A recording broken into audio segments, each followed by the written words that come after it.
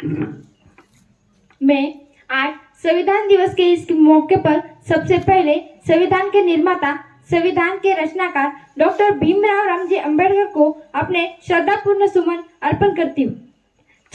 9 भाषाओं के ज्ञान के साथ, 31 डिग्रियों के साथ जब वो शख्स भारत लौटकर आया तो कभी किसी ने कल्पना भी नहीं की थी कि यहाँ सर छुपाने के लिए छत जाति छुपाकर मिलेगी, और जब दफ्तर में अफसर बनकर बैठा तो वहाँ का सिपाही पीने के लिए पानी नहीं देगा और फाइल भी वेदना से फेंक कर देगा।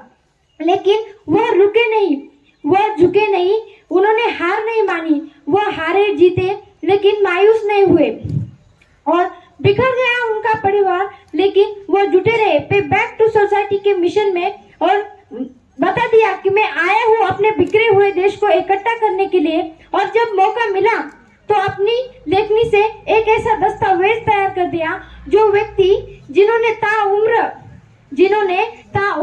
गैर बराबरी झेली, जिन्होंने ताउम्र अपमान झेला, उस व्यक्ति ने अपनी एक लेखनी से, अपने एक दस्तावेज से हम सबके लिए समानता और सम्मान लिख दिया। लेकिन बड़ी दुख की बात है कि आज हम डॉक्टर बी.आर. अम्बेडकर को सिर्फ 2 प्रेमों में देखते हैं, सिर्फ 2 खांचों में क्यों डॉक्टर बी.आर. अम्बेडकर जी का व्यक्तित्व की रेशा को बंद कर दिया गया है।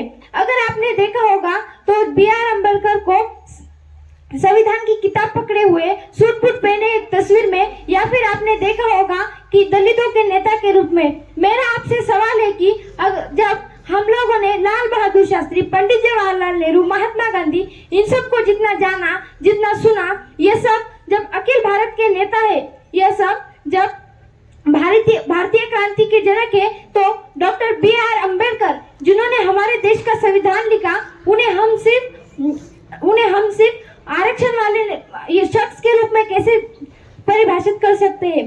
Doctor B R. अम्बेडकर जी का पूरा परिचय होगा। इस देश की महिलाओं को अधिकार देने वाले डॉक्टर बी.आर. अम्बेडकर, हमारे लिए सम्मान और समानता लिखने वाले डॉक्टर बी.आर. अम्बेडकर, इस देश का राजनीति पलटने वाले डॉक्टर बी.आर. अम्बेडकर, समाज शास्त्र डॉक्टर बी.आर. अम्बेडकर, और ऐसे हमारे देश के संविधान के रचनाकार डॉक्टर बी.आर. अम्बेडकर को मैं बार-बार झुककर बार-बार नमन करती हूँ।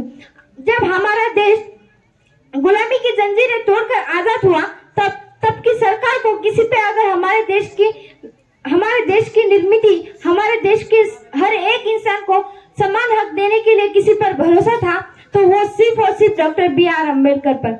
मैंने आज तक जितना भी संविधान पढ़ा, समझा या सुना, मैं उससे एक बात कह सकती हूँ कि अगर हमारी सरकार सिर्फ एक दिन के लिए अगर हमारा संविधान पूरी शिद्दत से लागू कर देना, तो किसी देश की मजाल नहीं कि वो भारत की तरफ आंख उठाकर भी देखे।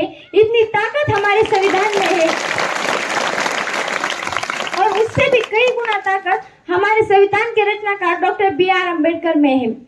बस जाते जाते इतना ही कहूंगी कि ना बाईपास से चलेगा, ना गीता से चलेगा, ना रामायण से चलेगा, ना पुराण से चलेगा। भारत किसी के बाप की जागीर नहीं है, चलेगा तो सिर्फ संविधान से चलेगा। Thank you.